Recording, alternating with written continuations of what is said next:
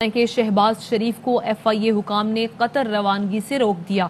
Opposition leader अदालती फैसला FIA हुकाम को दिखाते रहे, जिसमें एक बार बाहर जाने की इजाजत देते हुए गैर मुल्की फ्लाइट का नंबर भी दर्ज था, जबकि एफआईए समेत मुतालिका इदारों को हिदायत भी जारी की गई थी। ताहम पीएनआई लिस्ट में नाम होने की वजह से एफआईए ने उन्हें निजी एयरलाइन से ऑफलोड कर दिया। परवाज के उड़ान भरने तक शहबाज शरीफ एयरपोर्ट पर मौजूद रहे और फिर वापस घर चलते बने।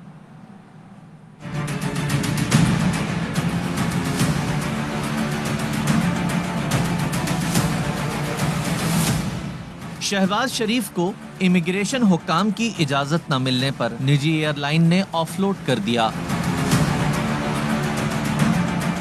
नून लीग के सदर शहबाज शरीफ कतर रवानगी के लिए लाहौर के अल्लामा इकबाल एयरपोर्ट पहुंचे तो निजी एयरलाइन हुक्काम ने बोर्डिंग पास जारी किया, जिसके बाद एफआईए हुक्काम ने शहबाज शरीफ को इमिग्रेशन काउंटर पर रोक दिया।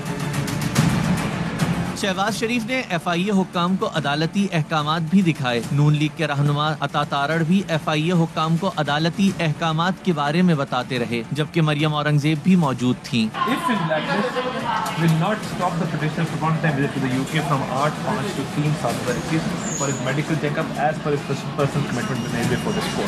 शहबाज शरीफ को पीएनआई लिस्ट में नाम होने की वजह से रोका गया।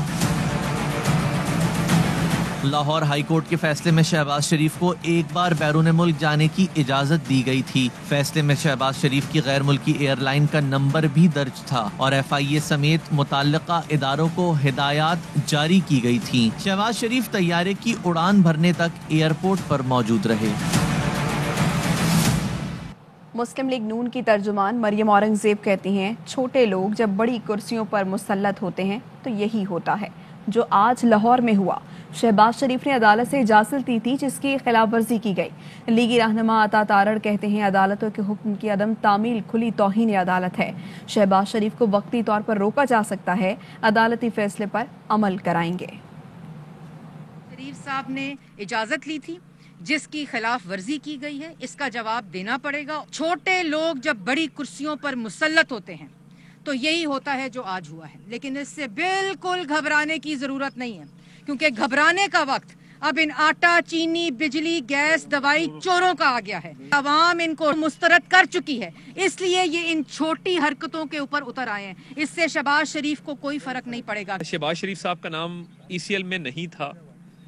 लाहौर हाई कोर्ट के एक ऑर्डर ने उनका नाम ईसीएल से निकाला आज से 1-1.5 साल पहले। नैब सुप्रीम कोर्ट गई और सुप्रीम कोर्ट से इस्तदा की कि शहबाज शरीफ साहब का नाम ईसीएल में शामिल किया जाए। सुप्रीम कोर्ट ने भी वो इस्तदा मंजूर नहीं की। नैब और न्याजी का जो पुल है जिसका नाम शहजाद अकबर है, उसने कोशिश की कि ये नाम ब्लैक लिस्ट में डले।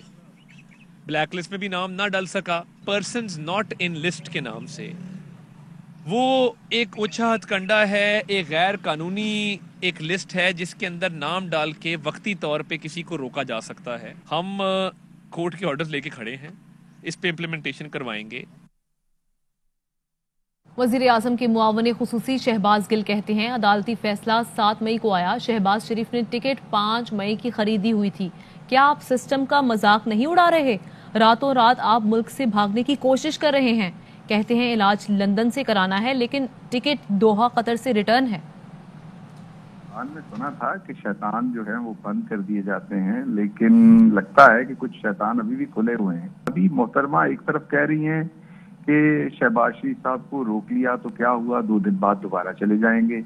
तो भाई अगर रोक गए क्योंकि कोई सिस्टम अपडेट नहीं हुआ, एक महकमे का सिस्टम अपडेट होगा, जो भी अदालतों के अहकामात हैं हम तो हमेशा मानते हैं और हम समझते हैं कि हर एक को मानने चाहिए। रातों रात आप मुल्क से भागने की कोशिश कर रहे हैं। आपका फैसला कल होता है, जो तारीख थी 7। टिकट आपने कतर एयरलाइन से जो खरीदी हुई है वो खरीदी है 5 तारीख की। तो क्या आप मजाक नहीं उड़ाते ये सारे हमारे सिस्टम का? कहते हैं कि हमने इलाज करवाना है लंदन से, लेकिन टिकट जो है वो रिटर्न है दोहा कतर से। ये कतरी खतों से लेके जाली झूठे कतरी खतों से आप शुरू हुए और आप जाली झूठे कतरी इलाज तक आप जा पहुंचे।